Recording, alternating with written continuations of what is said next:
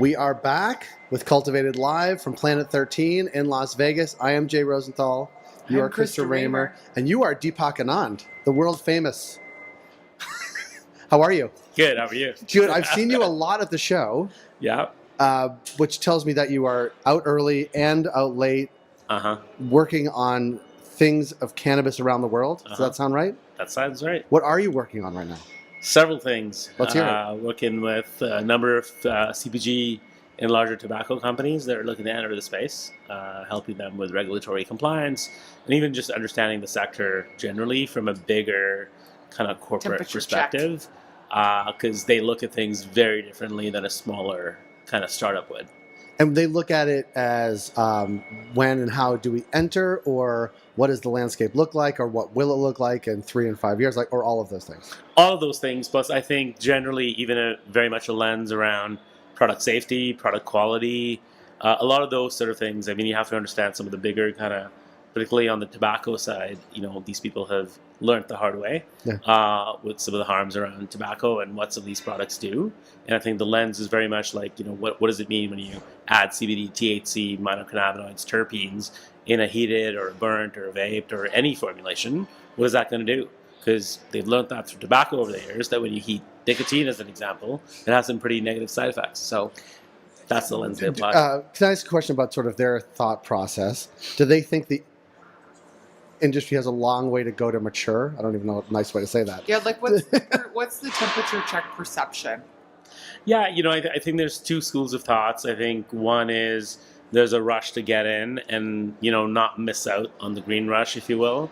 I think the realization now, particularly with the capital markets and the way everything's gone, is probably not a mad rush. And also, the longer they wait, the better valuations are getting. So certainly not this rush to get in, but very much a measured approach with, want to get in, want to understand what the space looks like, but also want to balance, what is this going to look like in terms of valuations in the next year and a half. And it's certainly been looking up historically for them. So, that's another lens.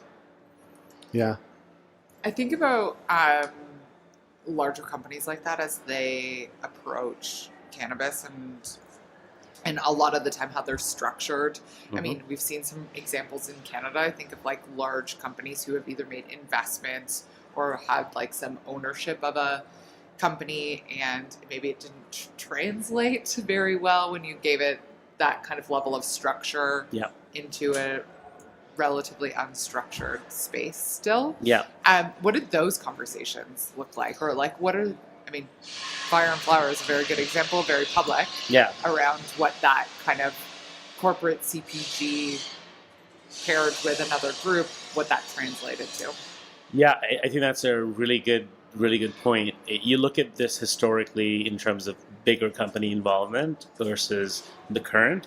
And I'll compare and contrast. You brought up Fire and Flower, a great example. And again, you've got Altria and Chronos and a few other examples, obviously Constellation Brands and a Canopy. And I think the previous thought process was, let's just put some money. I think these management teams know what they're doing. Let's see what they do and leave it at that.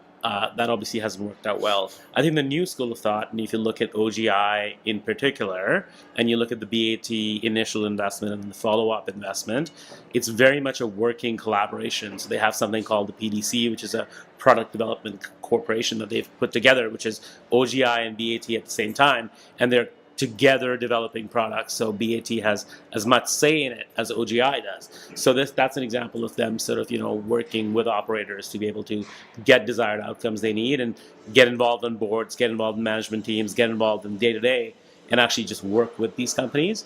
And I think that's the sort of new approach that we're seeing from the bigger and newer CPG kind of tobacco companies coming into the space. And I think that's a really valid way of doing this, because there's a lot of inherent experience that these companies have, not just on the management side, but also very much on the product development, product formulation side. So it's nice to see that win-win partnership. We talk about smart money, and this is smart money with a value add, right? It's not just cash. So I think that's the kind of new approach.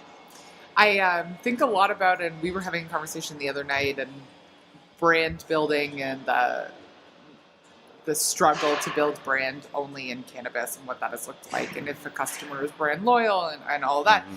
But when these other companies who have a bigger presence in the customer purchasing perception, like they're showing up in their other areas of their home, for example, and then they're looking at cannabis. There's a really interesting opportunity for crossover, but it also has this threat. Yeah.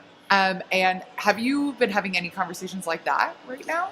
A few. I think there's definitely a few bigger players that have very sophisticated brands, that very well-recognized brands. They're looking to get into the space. I think it's always a concern, particularly on tobacco and alcohol, to get a tobacco or alcohol brand into cannabis. I think there's a lot of stigma around that, and I think that will be a challenge. I think the industry has not yet fully embraced even big tobacco's participation, which I totally get in many cases, but there's that hesitation on, aligning yourself so closely, particularly at retail and at brand level, to be able to, maybe align with sort of someone that historically has been part of, issues like tobacco and smoking and stuff like that. Well, it's interesting because when we got to Hall of Flowers in Santa Rosa this year, by last year I mean this year, Pabst Blue Ribbon was the first brand you saw. Yeah. Because they have a cannabis beverage. And it's a little bit like, it was almost shocking, to be honest. It felt very Pabst. Yeah, I was like, oh, the brand is so strong, that's the first thing. But also, sure. This is a cannabis show, and that is a cannabis product.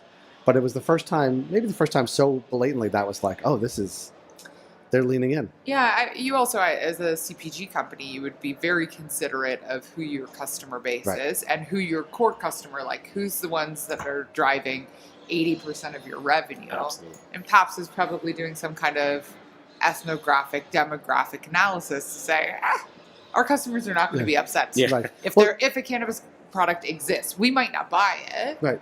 Or they might not buy it, but we're not going to be upset if the product even on a very small level, thing. like Collective Arts in Ontario, like pretty big microbrew, I would say, and they have cannabis beverages, and I think again like there's no stigma from one customer to the other. Yeah, it's like a brand extension as much as it is a new product. Feels okay for that customer for this to exist on both places. No, exactly. Yeah, I think eventually where this is getting to is, I think eventually you start to see them take more advantage of co-branding, let's just call it.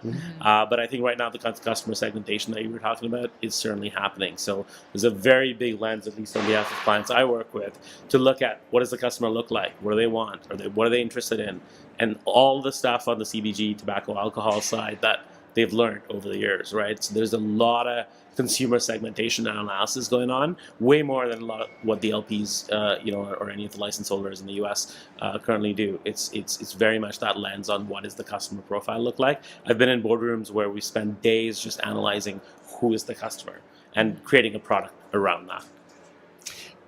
That and like understanding what not just the first product is going to be, but the life cycle of selling to that customer as well, and understanding when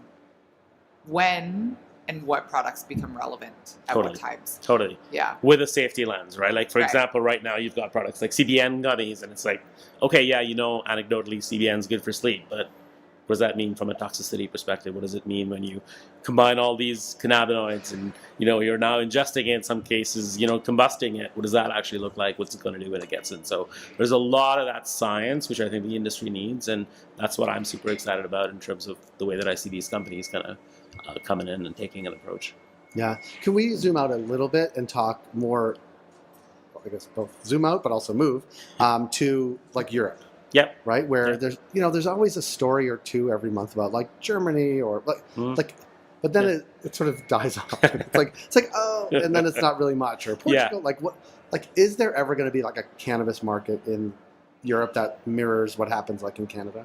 I think eventually. The challenge is, and we've learned this, of course, in Canada, is there's this balance between companies that are trying to raise capital and actually start to get going, taking advantage of that hype, versus what's actually happening on the ground. So the answer to your question is, yes, it'll happen, but it's going to be a slow process. Like, it's not going to be a year and a half. It's going to be a 5, 6, 7 year process. There will be an industry. There's no question about it. I mean, there's the big pieces are that, a 300-pound gorilla like Germany is moving, but it's going to take them some time. Yeah. Yeah, I mean, all the winds are shifting, right? Switzerland's already got legal cannabis, stores now where you can actually go in and purchase it. Malta's got some stores, but to the scale where it is in North America, we're at least 5, if not 7 years away from that happening. Makes New York look speedy. Yeah. Well, I think you have to understand a lot of the North American states have had some sort of a program in place. In Europe, you really haven't had that. There's no tolerance, right? It's just not existed. Like medical presence hasn't been. No, I mean, Germany's had a medical program. You get it through pharmacies, but it's not the same as New York. It's not like it was in Michigan where it was like 300,000 patients. Yeah. And Also, it's not like New York where you have these like vans running around like you can get cannabis. It's not the same. Right. Well, Deepak, I always appreciate talking to you. I really like it. Thanks for having me. Happy to Well, be here. I'm glad we did. And it was better towards the end, meaning people were not arriving straight out of being out at night when they got here at 8 o'clock in the morning and came on. So this is much more thoughtful. Not that the people early were bad too. Wow, they were great. No, I'm just kidding. We had more. Everybody was on it, but by day 3 early in the morning to ask people to show up to a dispensary seems like we might have wanted to delay it for an hour. So next year we will live and learn. But thank you so much for making time and joining us. We always appreciate it, Deepak. Thanks for having me. We are live at Planet 13 in Las Vegas. This is Cultivated Live. I'm Jay. She is Krista. We are coming back in a moment with Leighton Murdoch, who I see from Aroma Culinary. We'll be right back with Leighton. Thanks, Deepak. Thanks, guys.